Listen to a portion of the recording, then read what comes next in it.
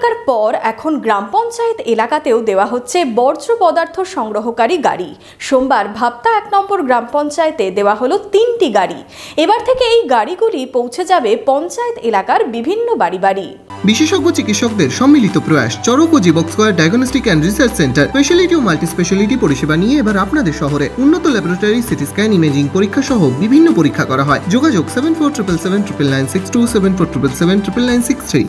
বেলডাঙ্গার ভাপ্তা 1 নম্বর পঞ্চায়েতে পচনশীল এবং অপচনশীল বর্জ্য পদার্থ বাড়ি বাড়ি থেকে সংগ্রহ করার জন্য সূচনা হলো বর্জ্য সংগ্রহকারী যানের। সোমবার ভাপ্তা 1 নম্বর গ্রাম পঞ্চায়েতের তরফ থেকে 3টি এই বর্জ্য সংগ্রহকারী যান দেওয়া হয়।